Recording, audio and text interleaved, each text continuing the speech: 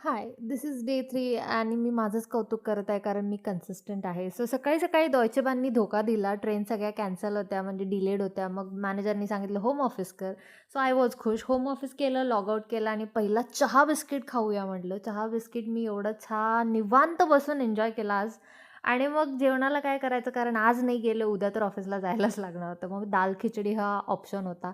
आठवड्यातून एकदा तरी दाल खिचडी करणं इज मस्ट लाइक शास्त्र असतं ते. मग मी त्याच्या तयारीला लागले आणि हा कांदा भाई काय होतं म्हणजे लिटरली मला कापताच येत नव्हता आणि रडवलंय ना एवढा तिखट होता हा कांदा.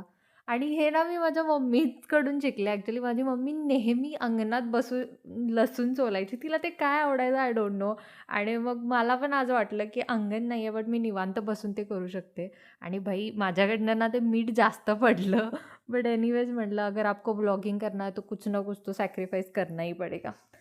मग ते फोडणी टाकून मी म्हटलं तोपर्यंत ओटा साफ करून घेऊया. सगळं आवरत होते मी आणि माझ्या अंगात किती घाई आहे बघा. मी ते म्हणजे गॅस चालू होता तो कुकर उचलून गॅस पुसलाय. म्हणजे मुलींना एवढं म्हणजे मतलब सब्जी बनती रहेगी भाई क्लीनिंग पहले होना चाहिए.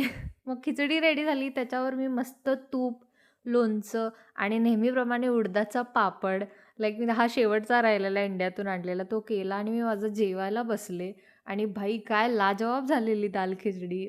Like I am proud of myself. मग काल एवढ्या कौतुकाने जे मी रोजमेरी वॉटर केलं होतं ते स्प्रे केलं, छान वेणी घातली आणि माझा दिवस संपवला माझं फेव्हरेट गाणं बघत. Thanks for watching. बाय.